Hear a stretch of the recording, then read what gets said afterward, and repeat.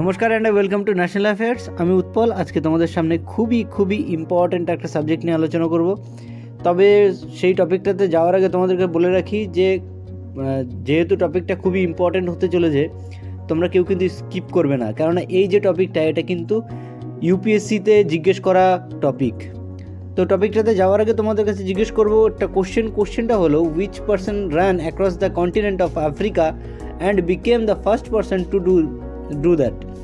তো কমেন্ট সেকশনে তোমরা এর উত্তরটা করো, যার উত্তর সঠিক হবে তাকে দিয়ে দেবো একটা হার্ট রিয়াক্ট, তাহলে তোমরা বুঝতে পারবে সঠিক উত্তর কোনটা, এবং আমি চেষ্টা করবো এর উত্তরটা ভিডিও শেষে দিয়ে দেওয়ার। এখানে তোমরা যেমনটা দেখতে পাচ্ছ ম্যাপে, ইন্ডিয়ার মেনল্যান্ড এবং নর্থ ইস্টের যে এরিয়াটা, এটা কিন্তু শিলিগুড়ি করিডোর বা ইন্ডিয়ার চিকেন নেক্সট বলে বিখ্যাত।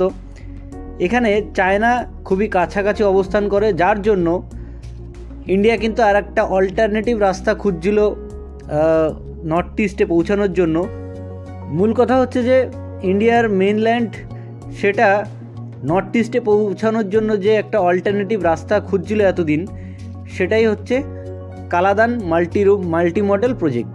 তো তোমরা এখানে ম্যাপে যেমনটা দেখতে পাচ্ছ, কলকাতা বন্দর থেকে মায়ানমারের রাখাইন রাজ্যের যে বন্দর সেটার নাম হলো সিতোয়া। তো সিতোয়া বন্দর এবং কলকাতা বন্দরের মধ্যে ডিস্টেন্স হচ্ছে 539 কিলোমিটার। তোমরা এখানে ম্যাপে যেমনটা দেখতে পাচ্ছ, এই বন্দরের মাধ্যমে পরে আবার রোড কানেক্টিভিটি এখান থেকে তৈরি করা হয়েছে আইজল পর্যন্ত। তো নর্থ ইস্টকে কানেক্ট করার জন্যই কিন্তু এই কালাদান মাল্টিমডেল প্রজেক্টটা তৈরি করা হয়েছিল। তো এই যে সিতোয়া বন্দর, এই সিতোয়া বন্দরের অধিকার পেয়ে গেল কিন্তু ইন্ডিয়া। সেকেন্ড বিদেশি পোর্ট যেটা ইন্ডিয়ার আইজিপিএল মানে ইন্ডিয়ান পোর্ট গ্লোবাল লিমিটেড এরা পেয়ে গেল, সেটা কিন্তু সিতোয়া বন্দর। প্রথম পোর্টটা ছিল কিন্তু ইরানের চাবাহার পোর্ট। এই যে আইজিপিএলে বর্তমান প্রধান তিনি হলেন সুনীল মুকুন্দন, এবং আইজিপিএল কোম্পানি সিতোয়া পোর্টকে তৈরি করতে গিয়ে কিন্তু $500 মিলিয়ন খরচা করেছিল। তার জন্যই কিন্তু তাদের সেই বন্দরের অধিকারটা কিন্তু আইজিপিএল কোম্পানি পেয়ে গেল।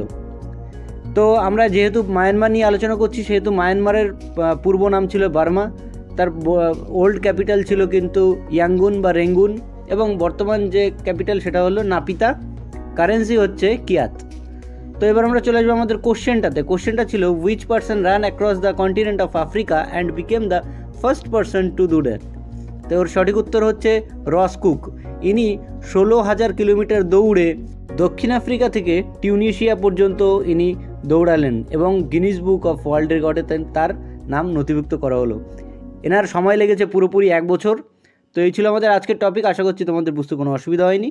তো সামনে কোনো একটা ইম্পর্টেন্ট টপিক নিয়ে এসে আমি আবার হাজির হবো। সো ততক্ষণ পর্যন্ত বাই।